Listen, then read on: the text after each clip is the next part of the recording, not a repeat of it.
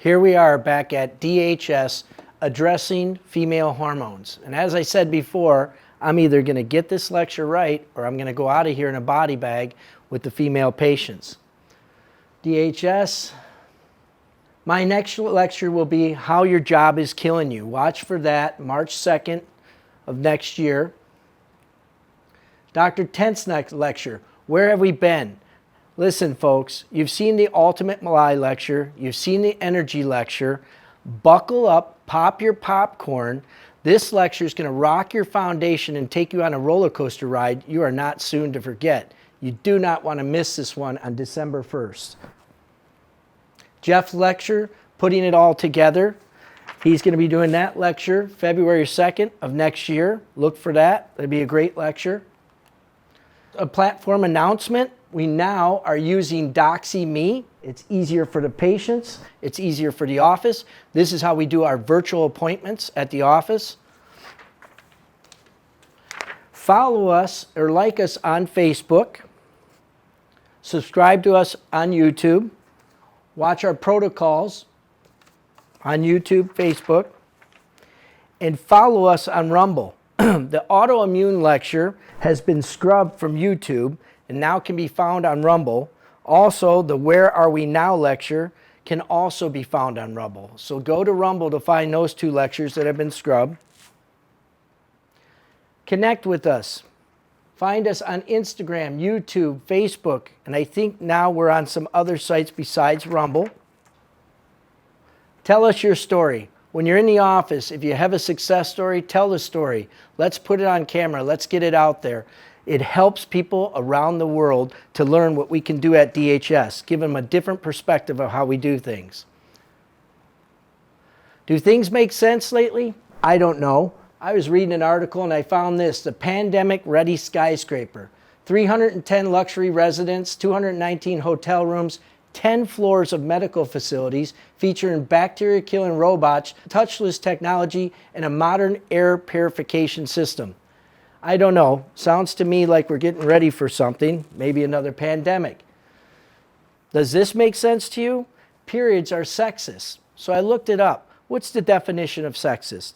Characterized by or showing prejudice, stereotyping, or discrimination, typically against women on the basis of sex. I don't understand that. A period is a wonderful thing. It's the ability to have an offspring, and now we're calling it sexist. The person that paid for that billboard was born because of a period. I don't understand why we would call a period sexist. It just doesn't make sense to me. The only thing that does make sense is in today's world, we cannot afford to get sick. Look at this. Physicians, patients lost their trust in the healthcare system amid the pandemic. Physicians' trust in the U.S. healthcare system significantly declined during the pandemic. The public has more faith in the hospitals than the physicians do. You cannot afford to get sick in today's world. The physicians don't even trust their own system. An extensive study in the United States found that the most productive age in human life is between 60 and 70 years of age. The second most productive stage of human being is from 70 to 80 years of age. The third most productive stage is from 50 to 60 years of age. The average Nobel Prize winner is 62. The average president of a prominent company is 63. The average age of a pastor of the 100 largest church in the United States is 71. The average age of the Pope is 76. This tells us in a way that has been determined that the best years of our life are 60 to 80. Look around. Is this playing out correctly? Are people really in the best years of their life at 60 and 80? I'm not sure. We're seeing a lot of sick people these days. Now, this is my family here. Oldest brother, Rodney, Sandy, Neil, Brian, Terry, Karen, Craig, my dad there. As you've looked at past lectures, you know my dad passed away at 42 years of life in 1973. Here's my mom. She took over from there. All these rascals were still at home. And here's the thing. No insurance. We had no insurance. We had a chiropractor that was friends with my dad. We had to rely on him. good guy. He took us in. He said, Bernice, don't worry about it. If you can't pay today, pay tomorrow. If you can't pay tomorrow, pay next week. We always paid him up. But this is how we got to our health care. Our health care was from him. Thank God we didn't have insurance, because most of the people I see in here with insurance are the sickest patients in the office. With no insurance, we relied on alternative medicine. We relied on nutrition. And I remember the days in my basement where these 5 guys, Jim Russell, Jack Lamont, Jerry Lamont, Bob Atwell, and Jack Rosecran, down the basement telling my mom, listen, Bernice, you're wasting your money on that snake oil. You're wasting your money on that nutrition. You're going to that alternative guru guy that I think's a quack. I don't think you should waste your money like that. You have these kids to raise. Well, all 5 of those guys are dead. Most of them were younger than my mom, and some of them were 20 years ago. Let's step over here. Look at my mother here. If you were to crop this picture, cut it, paste it over here, from 38 years old to 91 at her birthday party, I think she looks pretty good.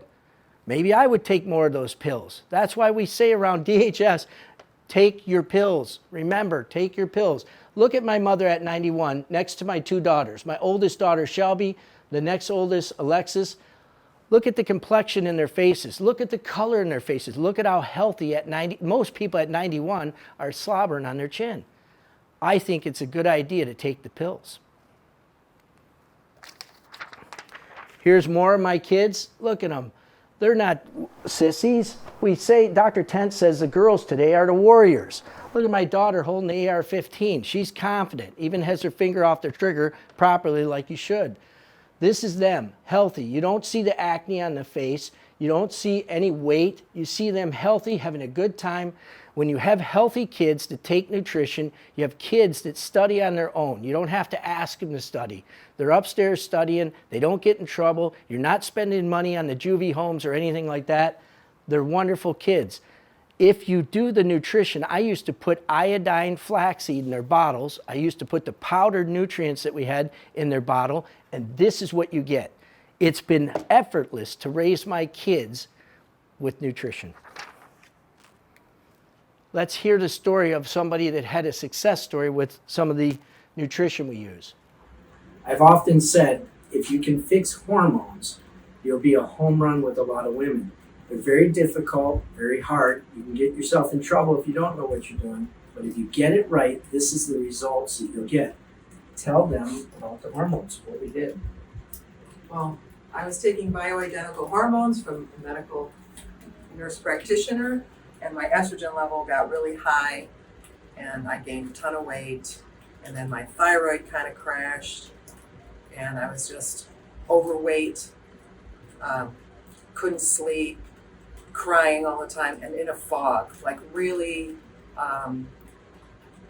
but you don't know it because you slide into it slowly. And then so as you start to feel better, it's like you're waking up and you're seeing things differently completely. And you're like, you can't even believe it. It's like a bad dream that you're waking up from. So it's just, you have no stamina, you cry all the time, everybody's trying to hurt you, you get angry, you're frustrated because you pound your body trying to stay physical, like I have done for tennis all my adult life, and your performance isn't there. And you give everything you have physically, but yet the toolbox is empty when your hormones and thyroid are a mess. And this guy seems to know what he's talking about more than anybody I've ever known. And I'm grateful because he's helped me tremendously. And I can't wait to tell as many of the women people that I know who are suffering terribly from this. So let's see what we can do for your hormones next. So moving on, is estrogen good or bad? We seem to be quite confused about estrogen these days. So let's look at it. Is estrogen good or bad? Should you take it or avoid it? Everybody seems to be nervous about that word. The answer depends in part by the type of estrogen. Estrogen is the main female hormone causing breast development, monthly menstrual cycles, and the shape of a woman's body, and much more. The estrogen in our body is in a certain percentage. We got 80% estriol, 10% estradiol, and 10% estrone. That's natural to the body. What does estrogen do? It prepares the milk ducts for the milk letdown reflex. Oxytocin from the pituitary sends the milk letdown reflex and prepares the milk for the offspring that's soon to come. Thickens the endometrium. The endometrium is the lining of the uterus. That's where implantation occurs between the sperm and the egg when they come together, and then it grows in there. Prepares the egg for ovulation. Prior to that, it prepares it in the ovary for release. And then it thickens the mucus for penetration of the sperm to get all the way up to that egg at the ampulla region of the what we call the fallopian tube, is where conception 80% of the time occurs. Phytoestrogens are dietary estrogens. These are the better estrogens. The phytoestrogens present in such foods like linseed, flaxseed, soy products, and legumes and yams. Also found in sweet potatoes, sesame seed, licorice root, soy products, tofu, tempeh, miso, and edamame. Now, it's important to know when I say soy products, I'm talking about fermented soy. I'm not talking about non-fermented. I'm not talking about soy milk, soy cheese, soy yogurt at the grocery store. I'm talking about the fermented ones that I just mentioned. Those are the ones. If you talk to Asian women, they barely have hot flashes over there in Japan, China, because of the soy.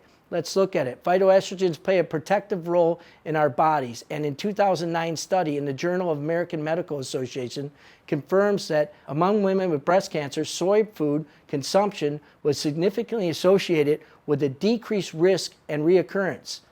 Another study found women who consume a high amount of soy foods consistently during adolescence and adulthood had a substantially reduced risk of breast cancer. Again, I remind you, that's the fermented soy. What are xenoestrogens? Well, xenoestrogens are foreign estrogens that are industrial-made compounds. Evidence suggests that xenoestrogens are harmful to the human health. Found in foods, drugs, cosmetics, insecticides, herbicides, plastics, oils, paints, and adhesives. Here's some of the places we find these. Commercially raised animal products, plastic and canned goods, personal care products, makeup, lotions, perfume, suntan lotion, oral contraceptions, pharmaceutical medications, food additives, preservatives, styrofoam products, laundry and dishwashing detergent, household cleaner, air fresheners, pesticides, and herbicides. Avoiding these xenoestrogens. How do we do that? Read the labels. Be aware of what you are buying. Paraben-free is a good thing to look for. BPA-free is a good thing to look for. Recycling numbers 1 and 2 in addition to looking for glass and stainless steel alternatives to plastics. Never heat styrofoam or plastic in the microwave. You're going to leach more estrogen into that food. When I see ingredients with a list that looks like a paragraph, don't put it in a basket. There's too much in it. We use certain nutrients to block this, which we'll get into later, like indole-3 carbinol and DIM. Women suffer needlessly from confusion about hormones. Women are completely confused about hormones in this world because nobody seems to know what's going on. They all are trying to put all the hormones in one basket when they talk about estrogen. Many women are so confused and frightened about hormone replacements, they have decided to forget about it. Remember, hormones are not just for the cycle, not just for having offspring. You have to have the hormones to keep your fountain of youth, which we'll talk about more as we go. Women who were recently told they could regain their lost sexuality by using hormones and now by being warned against it. All this confusion is a shame. As a result of it, women are losing out on feeling their best and getting the most from their lives. To understand hormone replacement requires the patient to look beyond the name. This is because the hormone produced naturally in the body, the hormone by the drug company or made by the drug company, pharmaceutical companies, and the bioidentical hormones offered by physicians who specialize in anti-aging medicine are all referred to simply as hormones. They're not the same. If you have pharmaceutical hormones or synthetic hormones, they're completely different than bioidentical. Bioidentical fit together like a lock and key mechanism in the body. They work naturally, they can be broken down naturally, they can be exhausted off the body if not needed. When it's synthetic, what the hormone does is it forces the body to do something that it either needs to do or may not want to do. And that's the scare. When it does something it doesn't need to do, that's where the trouble is. It'll force it. That's the difference. To further confuse matter, all hormone replacement therapy, whether it involves hormone, drugs, products, or bioidentical hormones, is referred to as HRT in most publications. They're not all the same, like I said. With the exception of conjugated estrogen, hormone drug products are not naturally occurring in nature. As a result, the body's immune system mounts an attack to them. The action compromises the immune system's ability to do its job, which was meant to do, and may be one reason cancer is associated with hormone replacement drugs. The most often prescribed form of estrogen hormone drug, Premarin, is advertised as a natural product, and technically it is. It's derived from naturally occurring horse urine, but it does not have the same molecular structure as the estrogen naturally made by the human female. There are side effects associated with its use, to include endometrial cancer, stroke, and deep vein thrombosis.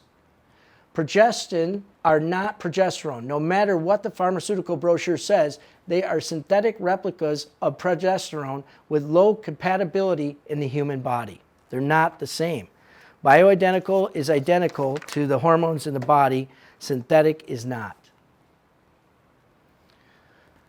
The conjugated estrogen plus progesterone, which are the synthetics, cause myocardial infarction, stroke, invasive breast cancer, pulmonary emboli, deep vein thrombosis, dementia from the combination. When conjugated estrogen is prescribed with progestin, the health benefits that result from the natural rhythm of the body is lost. There's a natural rhythm of how the hormones work in the body.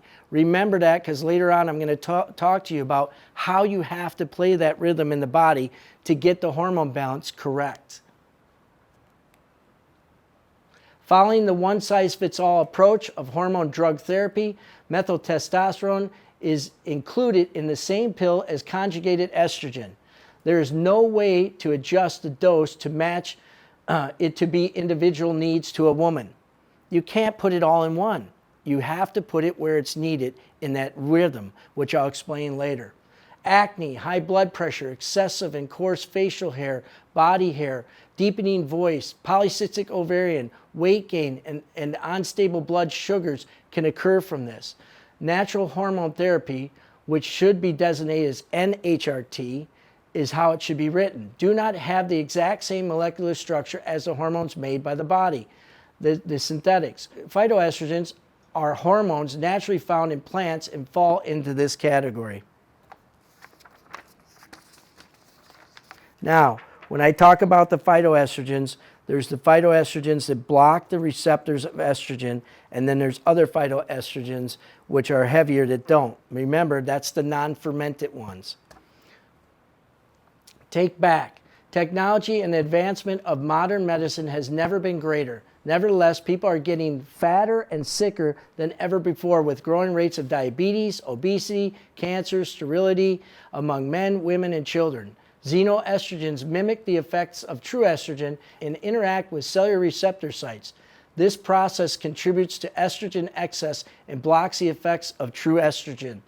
To make matters worse, the endocrine disruptor lodge in fat cells where they are resistant to breakdown. They can't break down naturally. They're not bioidentical. Remember, the bioidentical is lock and key. They can be broken down and exhausted off the body if not needed. Get off oral contraceptions. Anybody that comes to DHS knows when I talk hormones, I'm begging people to get their kids off the oral contraceptions. Take them out of their lives. You're disrupting their hormones completely. Stabilize your blood sugar, detox the body, maximize your nervous system. High-intensity exercise opens up detox pathways through sweating, enhances cellular oxygenation, stabilizes blood sugar, and promotes reparative hormones, amongst other things. Don't forget to exercise. So endocrine disruptors. Endocrine disruptors are things like plastic bottles and containers, liners of metal food cans, detergents, flame retardants, food, toys, cosmetics, and pesticides. So let's take a look at those. What are they? Bisphenol A, BPA, dioxins, perchlorate, perfluoroalkyl, salicylates, phytoestrogen. Now remember, this phytoestrogen means the ones that are non-fermented. The fermented ones, like tofu, and edamame and mesosoy are good. Polybrominated diethyl esters, polychlorinated bipheноls, and triclosan. Triclosan is what we find in our liquid body soaps and our hand sanitizers. Where are they commonly found? Baby care products, eye care, skin care, lip products, lipstick, lip gloss, lip balm, lip liners, hygiene products, deodorants and antiperspirants, hair care, mouth products, shaving options, tanning, UV, which is your sunscreen, suntan lotion, hair removal, skin lightening, feminine hygiene products. Where did it all begin? This work began with studies on the endocrine disrupting effects of a drug called diethylstilbestrol, DES, from 1940 through 1970. DES was used to treat women with high-risk pregnancies with the mistaken belief that it would prevent miscarriages. In 72, prenatal exposure to DES was linked to the development of a rare form of vaginal cancer in daughters whose mother took DES. Now, when we're talking preventing miscarriages, what do we want to talk? We want to talk stabilizing blood sugars, stabilizing the thyroid, and something that I discovered a long time ago that I shared with one of the chemists is octacosanol, a wheat germ extract. What octacosanol does is stabilize the glycogen in the uterus, stabilizes the hormones in the uterus, and maintains the pregnancy. We've had a lot of success in that protocol of using Bioidentical, which is octacosanol, with women that had problems if everything else was balanced and they were still having problems with miscarriages. That's the #1 thing that we should consider at that point. It's been a home run. They put it in the protocol manual. Okay, so the National Institute of Environmental Health found or discovered attention deficit hyperactivity disorders. Researchers reported in JAMA, Journal of American Medical Association, that ordinary exposure to certain phthalates, as found in urine samples, and that's the plastics, was associated with ADHS-related behaviors in adolescence. Reproduction, DES, which we just talked about, can cause an epigenetic change, altering the ways that genes are turned on and off in the reproductive organs of mice. The finding provided possible explanation of how endocrine disruptors affects fertility and reproduction. Bisphenol A, a recent study found higher bisphenol A, BPA, levels in women with polycystic ovarian syndrome compared to controls. Researchers found a statistically significant positive association between male sex hormones and BPA in these women, suggesting the potential role of BPA in ovarian dysfunction. PCOS is the most common endocrine disorder in women of reproductive age and is characterized by excessive secretion of androgens, which are masculinization promoting hormones. The syndrome rises the risk of obesity, type 2 diabetes, infertility, and heart disease. BPA is linked to thyroid hormone changes in pregnant women and newborns. Bisphenol A has been linked to changes in the thyroid hormone levels in pregnant women and newborn boys. The research found that for each doubling of BPA levels was associated with 0.13 milligrams per deciliter of total thyroxine T4 in mothers during pregnancy, which suggests a hypothyroid effect. For newborn boys, each doubling of the BPA levels linked to a 9.9% decrease in the thyroid stimulating hormone, which means hyperthyroid for them. These type of changes will lead to cognitive and motor development problems in children. Common sunscreen chemicals that disrupt hormones. Studies show that 77% of cancers are preventable when one absorbs adequate amounts of vitamin D. Sunburns indicates imbalance. Now, sunscreens that have all the chemicals in them block the ability to make the vitamin D. The chemicals alone in some of these sunscreens can cause cancer. The problem here is when you burn or you have a sunburn, that's showing you there's an imbalance in the body. At DHS, I have a protocol that I use to help people tan. It's a defense mechanism in the body. So when you burn, that defense mechanism is not working correctly. When you slather on all that suntan lotion with chemicals, what you're doing is not only blocking the vitamin D, but you're penetrating some of these chemicals into the body, which can be risks for cancers. Common sunscreen chemicals disrupt hormones, can lead to endometriosis and low sperm count. Oxybenzone causes endometriosis and low sperm counts in males, penetrates the skin, and acts like estrogen in the body. It's detected in most Americans' blood streams now. Actinizate alters the function of the reproductive system. Thyroid and even behavior in animals is changed. Homosalate can disrupt estrogen, androgen, and progesterone levels. Exposure to hormones disrupting chemicals can change the very nature of a man and a woman at the hormone level. Can change the very nature of a man and a woman at a hormone level. That's interesting. Maybe Caitlyn Jenner used too much of that suntan lotion. Vitamin D, very important in the body. We make it naturally when we're out in the sun. When we're naturally out in the sun for 10 to 15 minutes in the sun with none of the suntan lotions on, basically we'll make about 10,000 IUs of vitamin D naturally. That's the maximum you can make for that amount of time. Do it each day, you get 10,000 units each day. Here's our vitamin D that we like to use. Bioidentical. It's a great vitamin D, liquid form. It basically 5 drops is about 10,000 IUs, which is about the amount I use. Now vitamin D is very important. Why? Because vitamin D is part of something, if you remember about 10, 15 years ago, they talked about vitamin D and cancer. And vitamin D is part of what they make a D-binding protein with 3 sugars attached to it. Now, what happens when we get sick is you make T and B lymphocytes. Those T and B lymphocytes, what they do is they'll cleave off or cut off 2 of the sugars, leaving 1 sugar at the bottom. That molecule is called GCMAF. Now, that stimulates the immune system by stimulating the macrophage cell that helps to gobble up all the bad stuff in the body. Landmark UN study shows the deadly effects of human exposure to hormone disrupting chemicals. Deemed the most comprehensive report on EDCs to date, highlights association between exposure to EDCs and resultant health problems, including the potential for such chemicals to lead to a non-descendant testicles in young males, breast cancer in women, developmental defects in the nervous system, prostate cancer in men, thyroid cancer, and attention deficit disorder and hyperactivity in kids. EDCs can enter the environment in a number of ways, through urban or industrial sources, agricultural runoff, or the burning and release of garbage and waste. Human exposure can occur through eating food, through inhalation of dust and drinking water, breathing in gases and airborne particles, and by skin contact.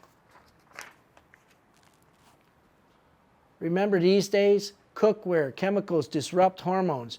Do you remember the old Teflon days? I do. But here's what they found. Research from West Virginia University recently found that perfluorocarbons, an artificial chemical commonly used in nonstick cookware, can disrupt hormone balance and lead to early menopause in women. Now, if you go further down, you read, which are fluoride-containing chemicals can be found in all sorts of consumer products ranging from popcorn bags, pizza boxes, to Teflon cookware and dental floss. The chemical is linked to causing cancer, thyroid problems, liver and kidney damage, neurological disorders, and infertility. The best bet for cooking is to use only products that are inert and non-reactive. Highly quality ceramic, earthenware, enamel, glass, heavy gauge stainless steel, and cast iron cookware.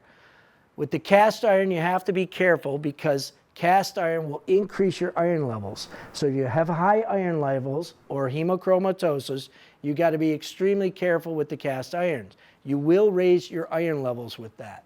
Now, back to the Teflon. We had one of those Teflon pans, remember? I think a lot of people did. My mom got her first one and, oh, look at the egg move around on the pan. It's fantastic. But as you scramble that egg, as you scrape that pan, moving things around in it, this is what it looks like. This is exactly what our egg pan looked like in my house. What I want to know is where all that Teflon right there went. That went in your eggs. Could potentially be causing cancer and also other harmful effects. I like the stainless steel. That's what I prefer. The high gauge stainless steel. Women exposed to common antibacterial chemicals more likely to break the bone. Women exposed to triclosan are more likely to develop osteoporosis. Where do we find that? Soaps, hand sanitizers, toothpaste, mouthwash. Look for that when you're out shopping. You see these kids running around all the time in the schools. They got that little hook on their hand sanitizers. They're slathering this stuff on all the time. You can get everything from infertility to what you're seeing, what I've already reported, and more. Here's the next slide. Hand sanitizer is no substitute for soap and water. Research shows that they do not significantly reduce overall amounts of bacteria on the hands, and in some cases they may even increase it. The typical hand sanitizer, which is usually alcohol-based, strips the skin of the outer layer of oil, which normally prevents resident bacteria from coming to the surface. You're better off to use soap and water. Wash 2 times over. John Harvey Kellogg talked about that in, I think it was 1934. Even if periods only happen for 1 week every month in a woman's life, that still amounts to 30 reproductive years that a woman uses panty liners, pads, and tampons. Now, women, are you aware of these toxins found in these common feminine products? I always try to tell the women to go more natural with any of the feminine hygiene products. Since the products are sold as medical devices, the companies that make them don't need to reveal everything about the ingredients. So, here's some of them in the female products. Dioxins, glyphosate, which is Roundup, mercury, phthalates, remember that's the plastics, the stuff in plastic. Here's one for you, rayon, is a synthetic ingredient made from sawdust, and it's heavily linked to toxic shock syndrome. If you've ever seen somebody with toxic shock syndrome, it's not pretty. Basically what happens is their skin peels off like they got scalded skin syndrome or staph infection. Literally, you'll peel the skin right off of them. You have to be careful with these tampons. You have to get natural ones. If you get this in your system, you can run into that toxic shock syndrome, which is not easy to treat. Cancer risk because of the products. Women's risk of yeast infection and bacterial vaginosis is increased, and reproductive harm.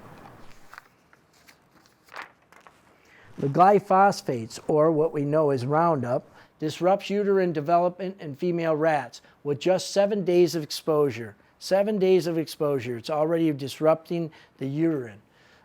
Negative affect female fertility, uterine cancer, that dose used on the rats was equivalent to what is currently permitted by the government and even deemed safe as a daily consumption. Breast cancer, brain cancer, and neurological conditions such as Alzheimer's disease, autism, ALS, multiple sclerosis, Parkinson's disease can all be caused by glyphosate exposure. Quit hosing down the weeds in your garden with the Roundup. Not good for you. Cancer-causing chemical found in hand sanitizer. Here's the hand sanitizer stuff. High levels of cancer-causing chemical known as benzene. Valusure also detected unacceptability high levels of methanol and acetaldehyde. Acetaldehyde is a class 2B carcinogen. Benzene is supposed to be removed from the final product before they seal it and pack it. So, exposure to benzene, what does it do? Drowsiness, skin irritation, dizziness, irregular heartbeat, headaches, tremors, confusion, unconsciousness, and death. The long-term adverse effects of benzene is anemia, leukemia, women who have been exposed to the high levels of benzene, irregular menstrual periods, chronic exposure to benzene, low birth weights, bone marrow damage, and delayed bone formation. All right, let's move into hormones. So, need for thyroid hormone by the body. What do we see? These are the common ones that I underlined that we see. Fatigue, cold extremity or cold intolerance, These tend to be not the cold hands and feet people. These tend to be the people that feel cold all over. The ones standing over the heat register in the house saying, I'm freezing cold, I need a blanket, I need to be warmed up. Dry skin's a common one. Constipation's a common one. You can have any of these. Coronary artery is an important one to look at. Sore throats on a regular basis. Those people that are getting sore throats on a regular basis, that's another one. Diminished mental capacity is a huge one. Infertility, proper egg development and ovarian function regulated by the menstrual cycle. Basically, the thyroid controls that too.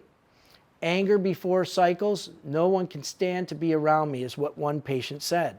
That's a key one. People that have anger before cycles, start looking at the thyroid. Born premature, mother had a weak thyroid.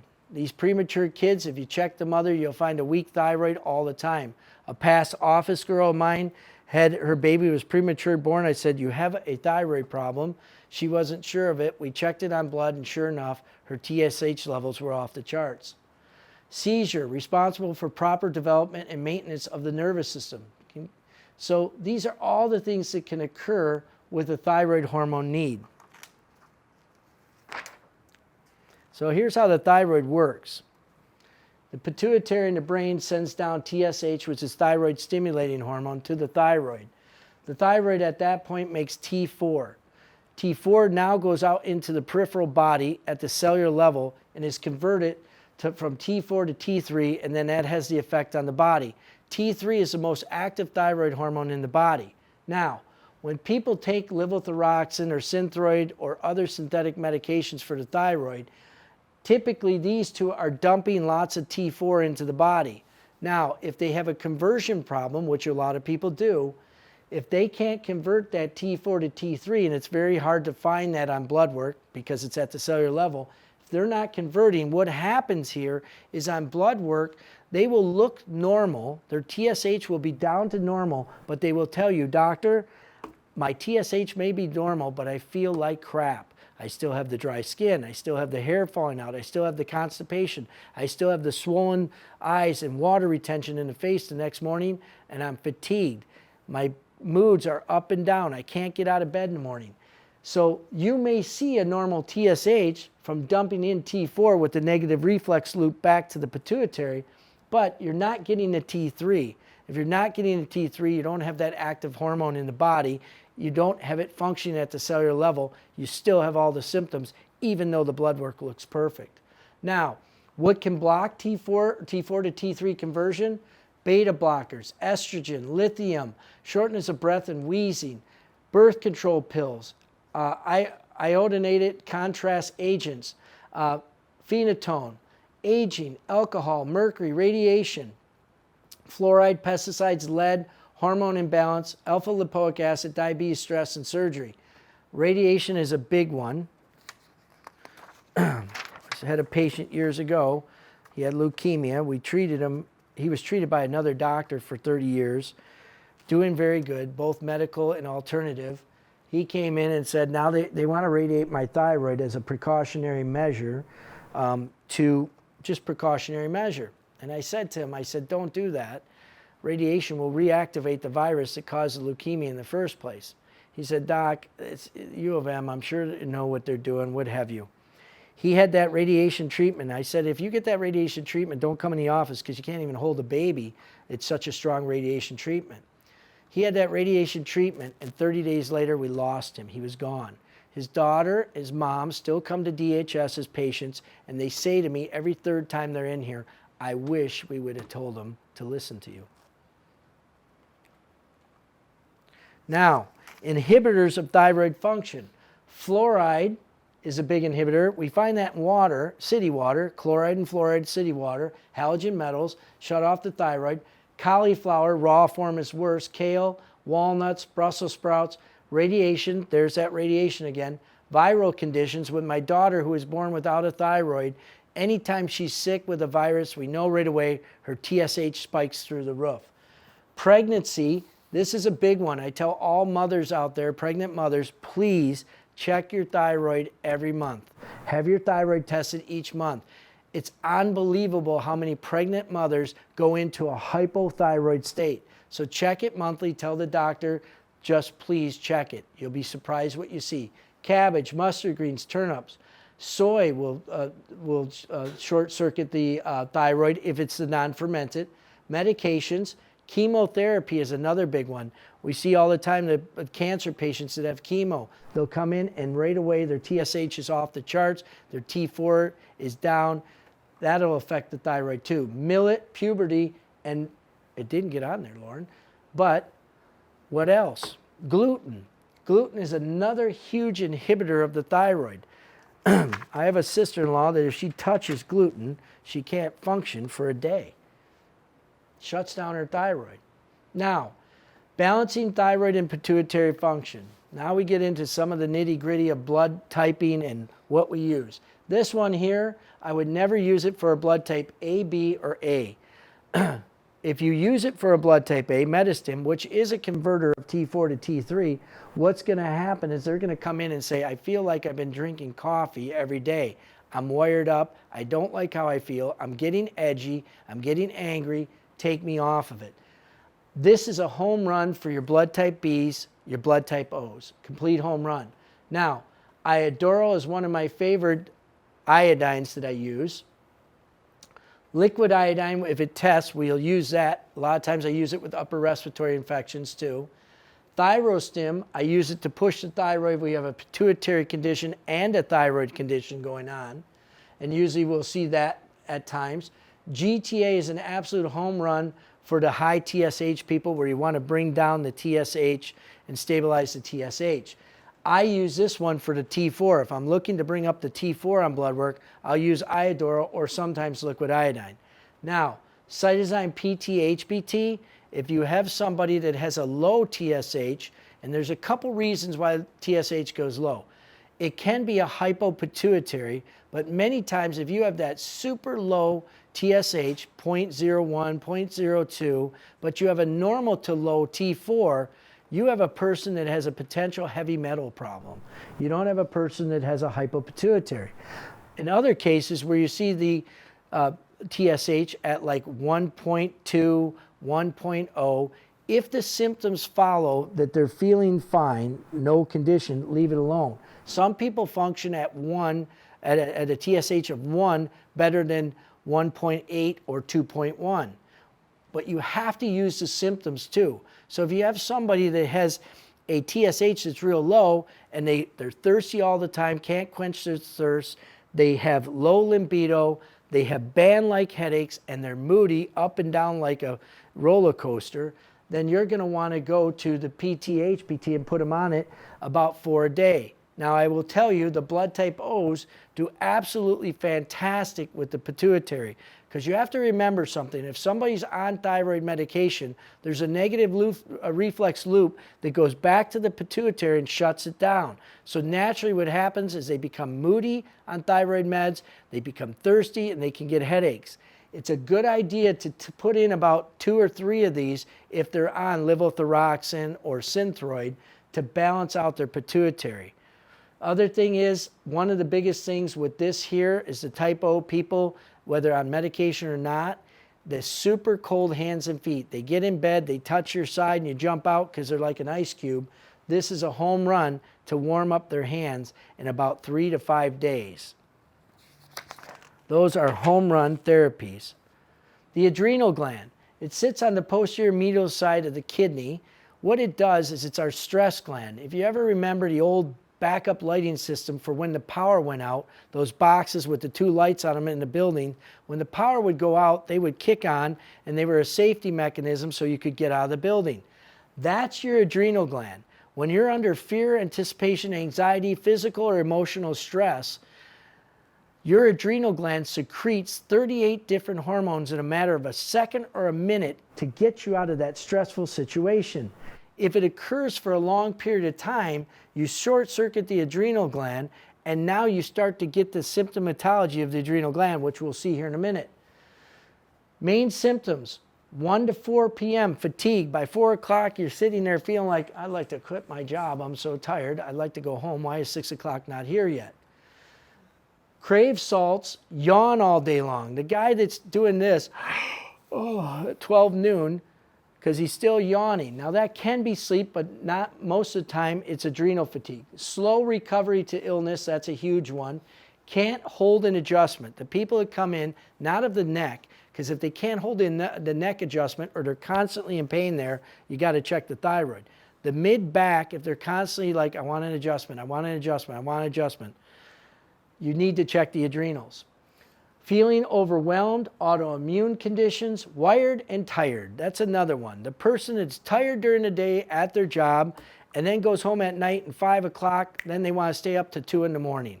That's what I call wired and tired. That's an adrenal problem, and I like to play that two different ways, which I'll explain even more. But I like to stimulate the adrenal in the morning, and I like to take it down at night with the ADHS, which I'll explain later. Hypoglycemia, inability to lose weight, low blood pressure, asthma is a huge one. Let's not forget the adrenaline relaxes the smooth muscle around the trachea to prevent that asthmatic attack. That comes from the adrenal gland, and brain fog. Now, here's some of the visual stuff you'll see. The whites of the eyes will appear to be blue or gray in color. Now, if they're solid blue, you got to remember there's another condition that comes with that. But if they have that tired look and constantly fatigue, and oh, by the way, that condition is osteogenesis imperfecta if their eye is super blue, the sclera. But a tired or constantly fatigued look on the face, dark circles that extend above or below the eyelids, and vascular convulsions in the corner of the eye. Look for adrenal fatigue in those conditions. Need for adrenal hormone. If you're a bodybuilder, I used to always tell the bodybuilders at Powerhouse, I said, listen, if you're fatigued out, do not go to the gym. You're breaking down proteins, you're not building them up. So muscle will not build if you're in adrenal fatigue. Estrogen need after menopause. DHEA, which comes from the adrenal gland, which is dehydroepiandrosterone. After menopause, a lot of times I'll use that to just boost up the estrogen if it's slightly low on blood work. Asthma, allergies, bacteria, viral infections, cancer, cardiovascular disease, Crohn's, and you can read all these of what we use the adrenal hormones for. Even increased prolactin. A lot of times I'll use B6 for that, but the adrenal fatigue will take that down too if you put in the right adrenal hormones. DHEA levels. They peak at about 20 to 30 years of life. In fact, most of the hormones in people start to decline after the age of 26. How fast they decline depends on what you do to your body and how healthy or how well you take care of your body.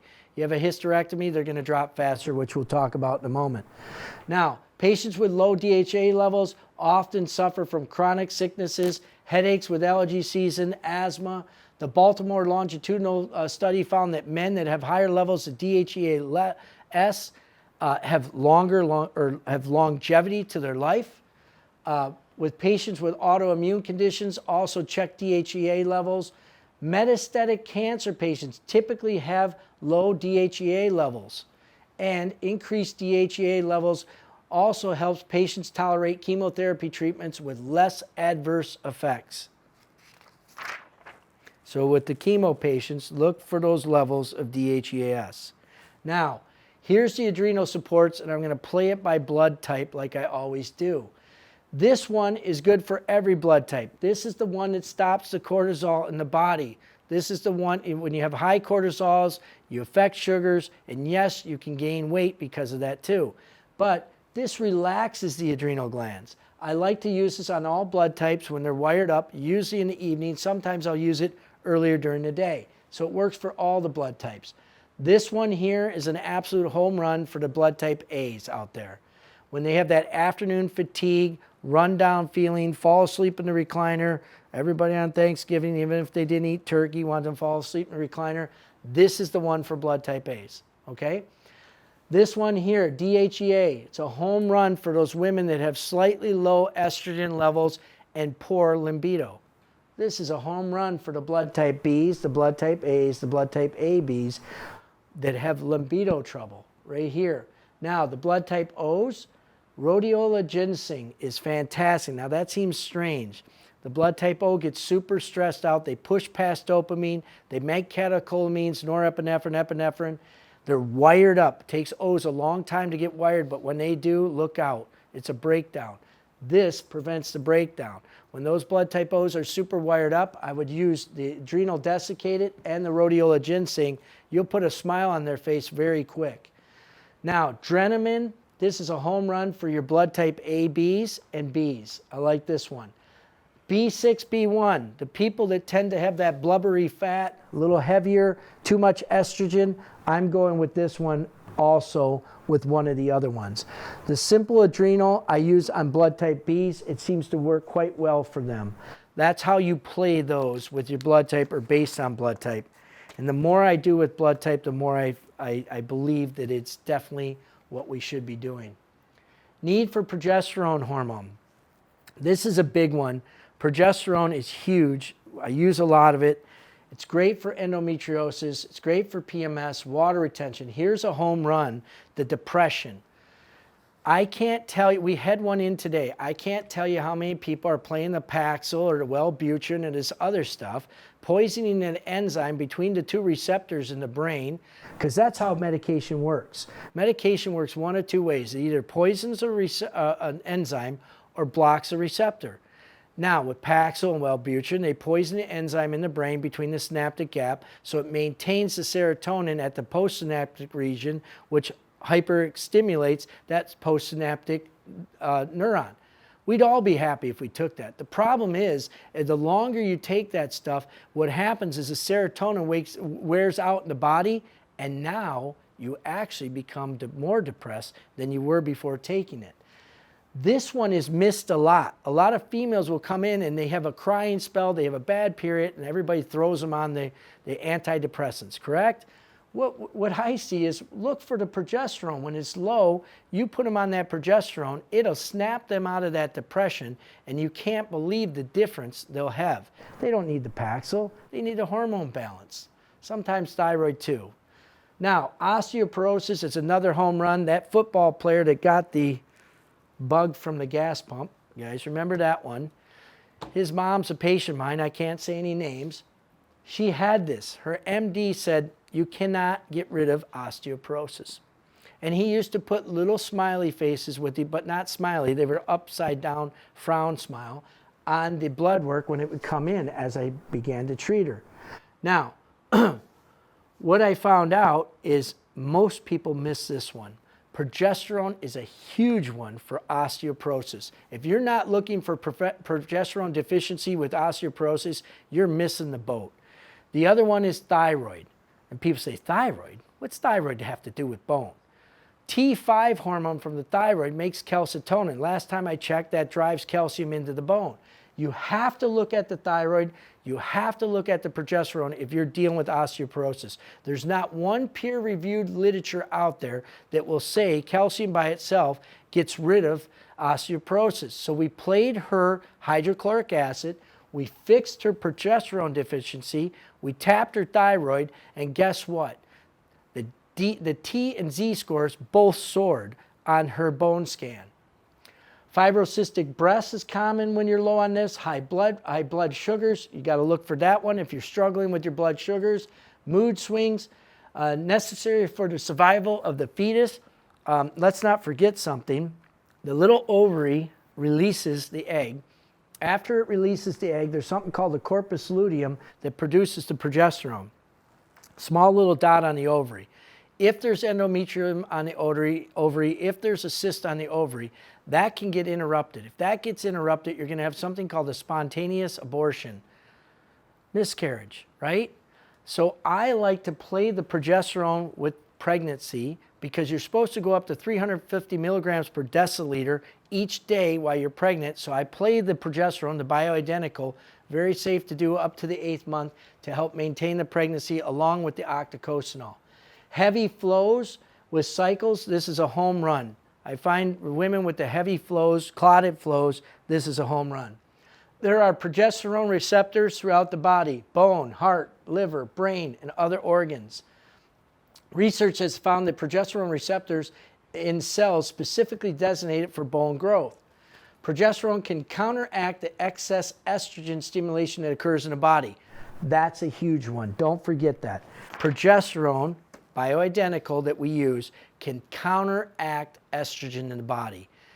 Remember, it's like a teeter-totter, these two hormones. You don't want it like this, you don't want it like this, you want it right in the middle. That's how you want the hormones to be. If they're off, if it's teeter-tottering either way, you're going to run into some trouble. So here's the menstrual cycle. I call it the clock of the menstrual cycle. And the girls at the office here said, please, Dr. Gill, explain the first day of the cycle to people. Puberty, monarch, is when the cycle starts, okay? Day 1 is the first day that you spot or bleed. That's the first day of the cycle. Hormones are given in relation to the numbers and what part of the cycle you're in. And this is what I was talking about earlier. If we give hormones all at once, like I've seen many times, that's the wrong thing to do. They have to be in that rhythmical fashion for the body to work correctly, or else you got Jekyll and Hyde on your hands. Now, here's where the bleed is, 1 to 5 days, maybe 5.5, depending on the patient. Day 1 of the cycle's first day of bleed. This is called the follicular part of the cycle. Day 14 is typically 13 to 15 is where ovulation occurs. The LH stimulates and then releases the egg from the ovary. The egg comes out. Typically, we see conception in this area here. This is called the post-ovulatory cycle. This is when progesterone is at its highest. Over here is when estrogen's at its highest. You got to learn how to know 21 day of the cycle is when progesterone's the highest. I think it's 7th day of the cycle is when estrogen is the highest. You have to know this cycle, or you have to know this wheel to be able to play hormones correctly in women. In all cases. Let's watch how we can play these hormones. This is my patient, Alicia Johnson. And we were working with her, and in a short period of time, the results we got with nutrition with her have been fantastic. I asked her to share them with you so you can see what we can do for people in a short period of time with hormones. Alicia? Yeah, so for months now I've been having issues with nausea, bloating, cramps during my periods, tired, fatigue all day long, so just overwhelming, like not feeling good at all, just throughout the whole day, just really pale skin, and just not feeling good after I ate meals. So with the supplements, I immediately started feeling way more energy lasting throughout the day. I wasn't hitting an afternoon slump anymore. So just all day energy was amazing. It has been amazing. My complexion has cleared up immensely. My periods have been painless. I haven't had any cramping, only lasting just a couple of days. So that's been so great. No energy slumps with that, no bloating, no more nausea, and just overall just feeling so much better and just so much more relaxed, and just feeling amazing. For the ladies out there, can you imagine a cycle with no cramps, no bloating, no irritation? That's what we can do at DHS. Now, Alicia, that's your surprise. You were in today. And when Alicia was in today, she had ran out of a lot of her stuff. Remember what I said early on, take your pills. She ran out of a lot of her stuff, and she said, I'm back because I ran out of my stuff and I'm not feeling good. We retested her. We put her back on what she needs. She's back on the successful program. She's going to feel great in a day or two. But that's why I always say, take your pills. And so she came in today and said, I'm out of a few and I'm feeling a little crummy. Let's get back to it. So that's for you, Alicia. Thank you for watching. Natrogest is my source of progesterone that I use. This is the bioidentical cream that we use. A quick story I'll tell you. I had a friend named Chrissy. It's rare that you get to go to school with somebody from preschool all the way up to my age now. All the way through school, we've known each other. She came in a few years back and said, I was telling her about progesterone cream. I always make the warning that, look, this will make you fertile myrtle, this stuff, so be careful. She said, Craig, we haven't been safe for years. I'm not going to get pregnant. It's not going to happen. 3 months later, Chris, you're out there watching. You were pregnant. You had your 3rd child.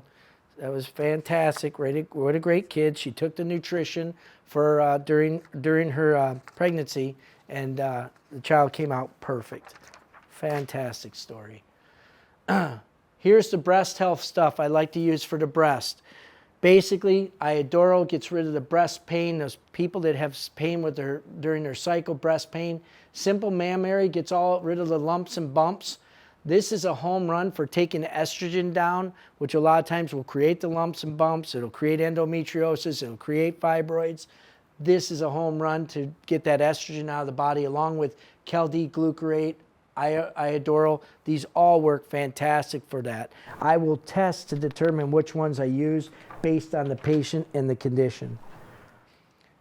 Need for natural estrogen. Natural estrogen is a compound, and it's in 3 types. This is how it is in the body. 80% estriol, 10% estrone, and 10% estradiol. It makes sense to give it in that type of fashion.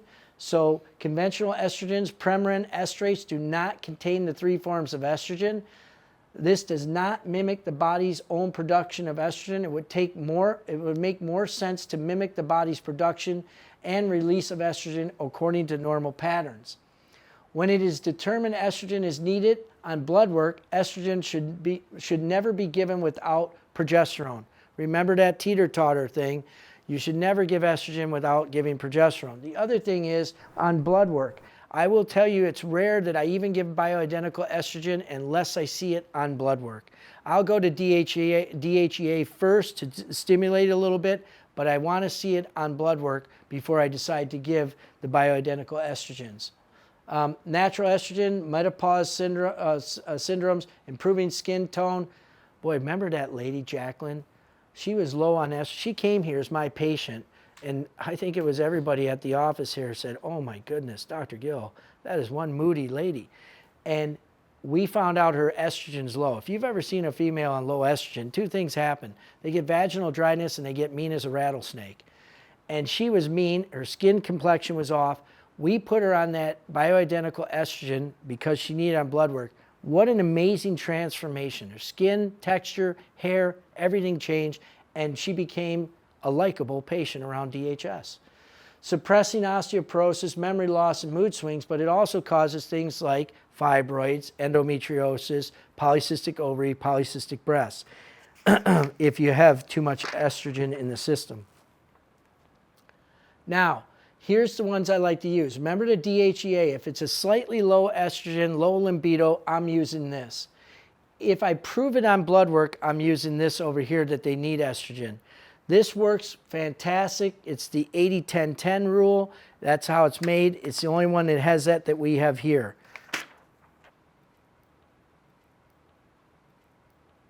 Balancing estrogen and progesterone. So if I'm going to do estrogen, I always do progesterone with it.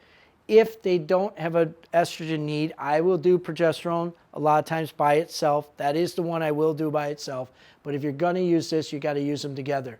This one here, I would never use it for a blood type A, B, or A. I will use it for a blood type O all day long, twice on Tuesday. This is fantastic for getting rid of breakthrough bleeding after menopause, heavy flows with your cycle. The BioAE is what I tend to use with the blood type A. Sometimes I'll use it with the O's to calm down the heavy flows with the cycle, along with the progesterone cream, which is this one here. Now, I asked some women in the last couple weeks, I said, can you give me some things that you say about these hot flashes? What kind of things you say? And they said, well, I call myself Sweaty Betty when I get the hot flashes. One lady said, Dr. Gill, my hot flashes are so bad, I would make snow angels naked. That's how bad my hot flashes can be.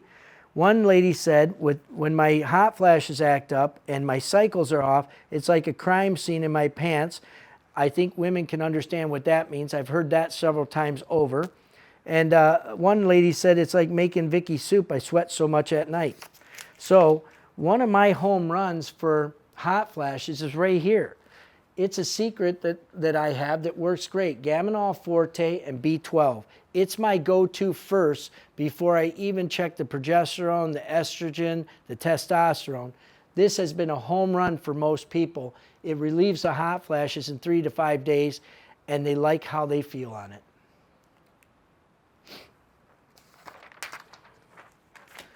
Excess estrogen causes the vaginal bleeding or the heavy flows, the high blood pressure, nausea, vomiting, headaches, fluid retention, glucose imbalance. Remember, it also causes the fibroids, the lumps and bumps and things I said. Most women start off, their breast tissue is kind of like, I guess you would say soft like a pillow, and as they get older, it turns into like cottage cheese. That's when you know that you need to start looking for the hormone imbalance, the estrogen needs, the progesterone needs, the iodine needs, especially if they have breast tenderness. Remember, phytoestrogens, which are compounds found in food, protect the body by binding to estrogen receptors and allowing stronger estrogens to not to bind to stimulate the receptor. So when you're using the phytoestrogens, that's the estrogens from foods, which are the fermented soys. Let's take that for example. What happens is they'll bind to those receptors, so the bigger estrogen, usually estradiol or estrone, can't bind. And remember what estrogen will do. It's pro-growth. So it wants to stimulate the body in a growing fashion, and if it's there too long, it's going to start something else. That's why we don't want it in there for a long time. Now, lowering estrogen. If I have somebody comes in and their estrogen's off the charts, this is how I'll lower it. The indole-3 carbinol, you always have to play the liver because the liver conjugates your hormones. So you got to play the liver first. I'll typically use these three here, test them out. If they're overweight, heavy, and I think they have that estrogen binding into the fat cells, you need that B6 to cleave it. I love flaxseed. Joanna Budwig did that research study with breast cancer with sulfur and flaxseed, helping people get through breast cancer with this one here. I'll use that a lot too. It just depends. I'll test it. Cruciferous complete, it's all the cruciferous vegetables, and that's a home run. It's got the 13C in the cruciferous vegetables, and that pushes estrogen off the body. Birth control. I don't know why anybody would put anybody on birth control. I remember the 80s, the early 80s when I was in high school. When the women went in, they cried for one day, they had some clotted flows or heavy flows, they all got this. This is a big disruptor. As you can see, inhibits normal cycle, affects the body's own hormones by decreasing them, inhibits thyroid function, inhibits DHEA, inhibits the function of testosterone. It's been found that birth control pills often create multiple hormone imbalances.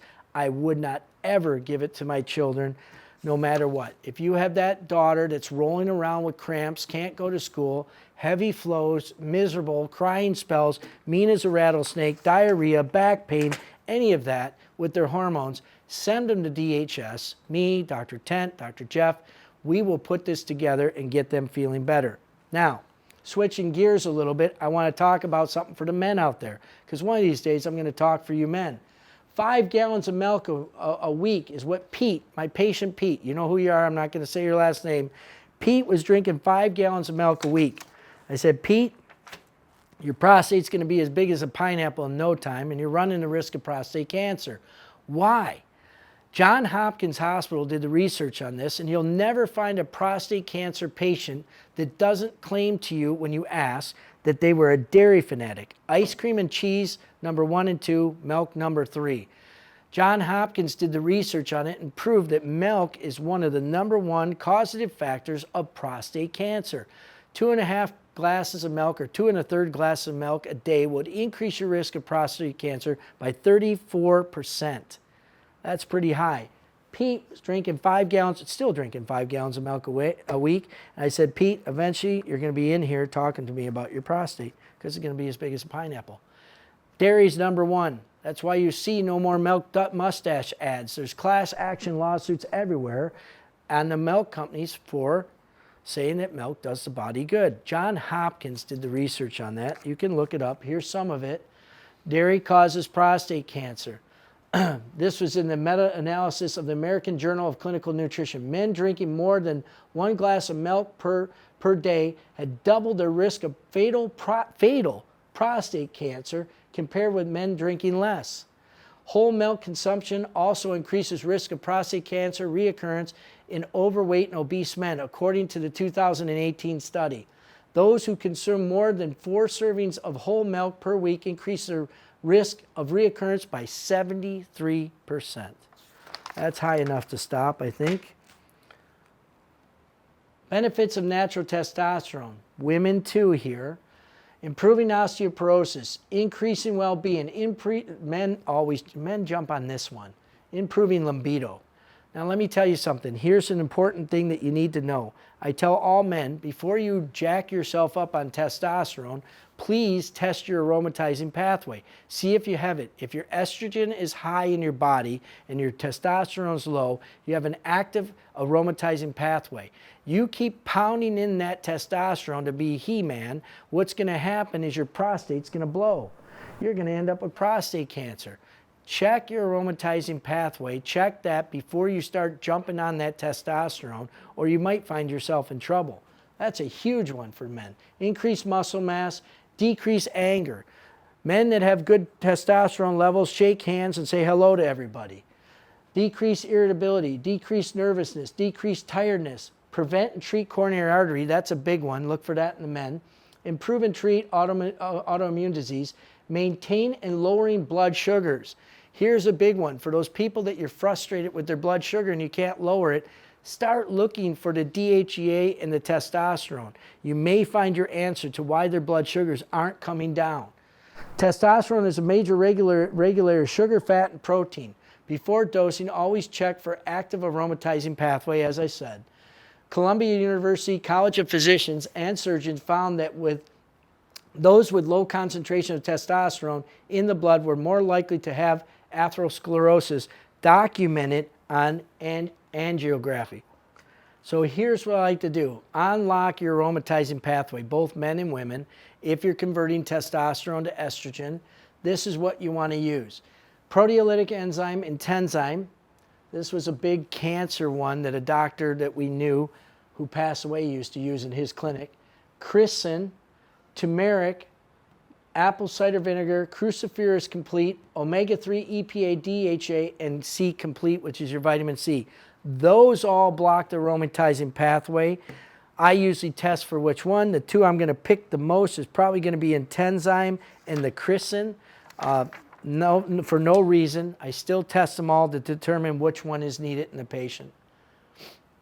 Benefits of natural testosterone. Testosterone is a must for women that had hysterectomy, no matter if they have their ovaries or not. You have to check testosterone levels after a hysterectomy for the women. Testosterone levels help improve and treat autoimmune diseases such as lupus, rheumatoid arthritis. A study done among females with active lupus was found to have significantly lower testosterone levels. Check that DHEA. Play them both. Look for them both. Testosterone is also effective for complications of high blood sugar, including retinopathy, gangrene, and peripheral vascular disease, which is on the rise too. Here's the testosterones I like to use. This one will increase growth hormone in females by 45%. This one also helps with the hot flashes, as I told you. This will raise testosterone on blood work.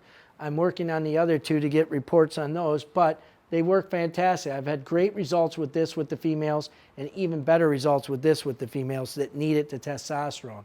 This one, for the men, I find it with sports. I did a little research on my own at Powerhouse Gym, and I put the Muscle Head Steroid Kings on this. I said, hey guys, I went to a group of them, and it's kind of risky to go to a group of steroid monkeys. And I said, listen, why don't you guys try this and let me know? I'm a local physician. I want you to take 4 of these before your workout. They said it was almost the same result with a 10% decrease, no anger, and I was happier on this rather than taking that cancer-causing steroid. This is a home run for the athletes, and it's not detectable. It's not anything illegal, but it works great at increasing muscle tone. This one, like I said, for the females, this one works great too. These are my testosterone go-tos in the office.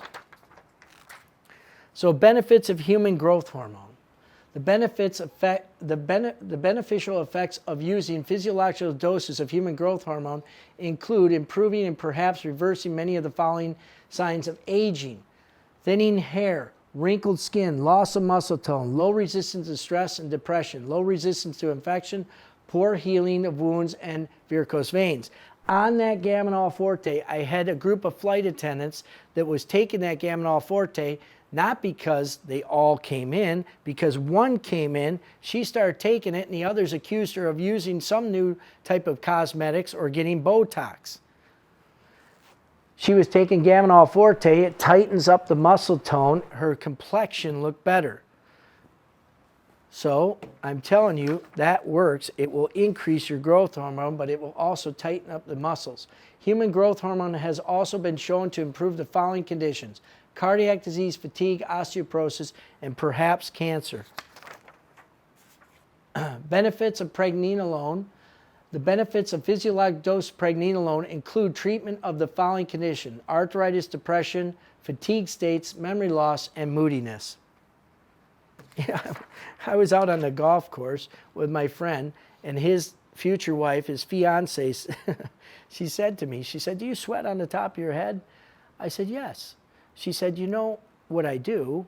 I give Botox injections." She said, "I could put 100 injections in your head and you'll stop sweating on the top of your head." I said, "No thanks, you can keep your Botox." So don't get the Botox injections on the top of your head. I don't want my face to be swollen the next day or looking like I had a stroke.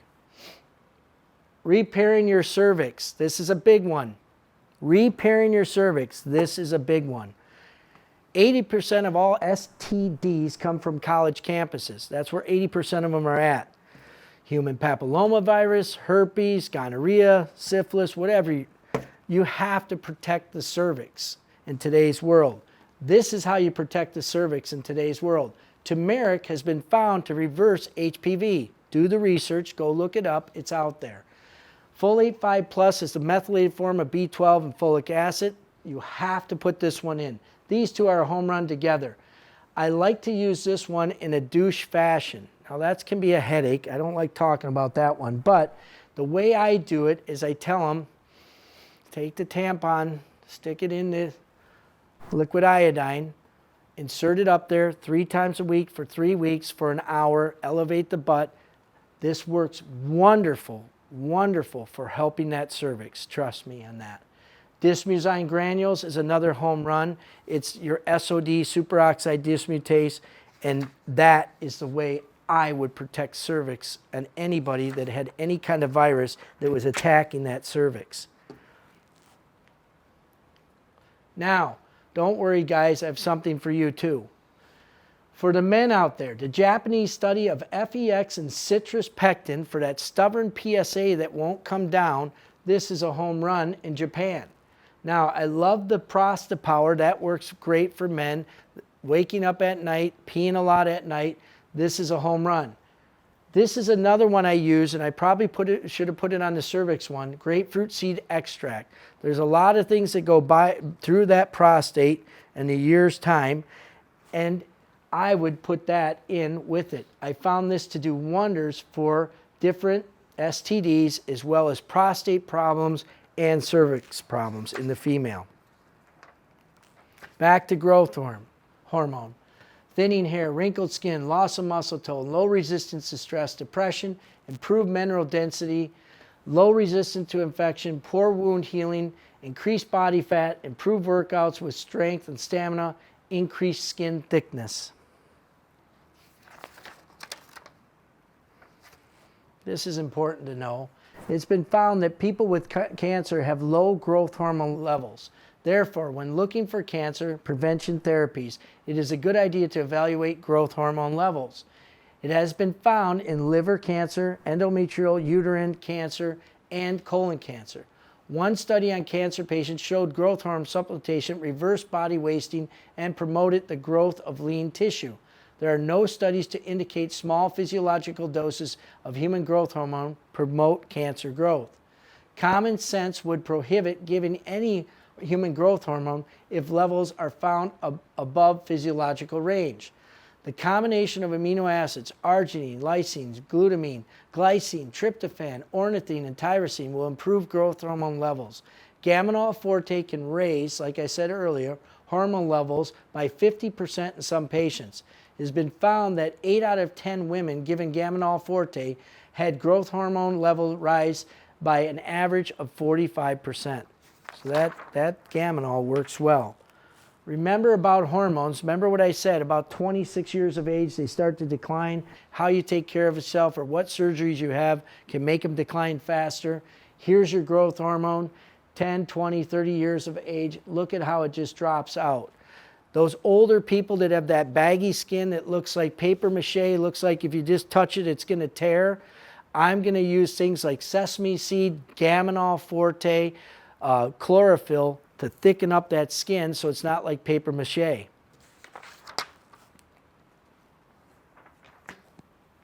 Growth hormone can be measured in blood as IGF-1 tests. The range is 250 to 300 nanograms per milliliter.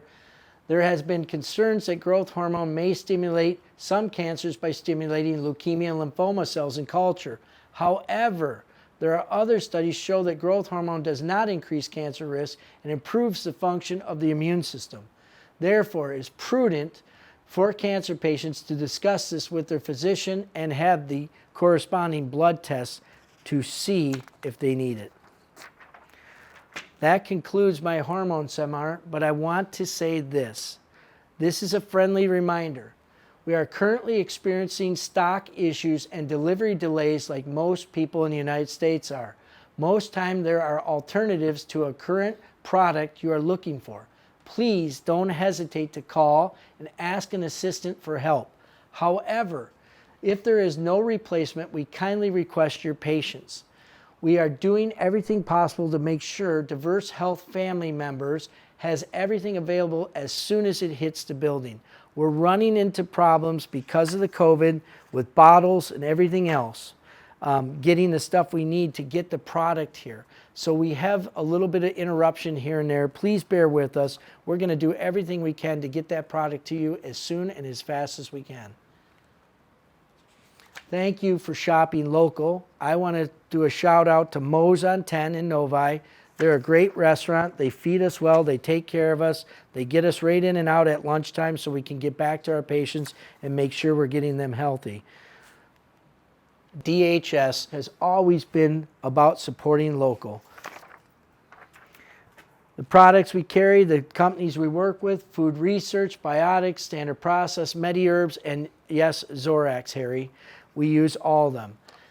Thank you for listening. Thank you for checking in. If you have that daughter, that daughter-in-law, that mom, that aunt, that uncle, the grandmother that have hormone problems, please send them our direction and watch what we can do with natural things. And one and last final thing, don't forget to take your pills and say your prayers. Amen and good night.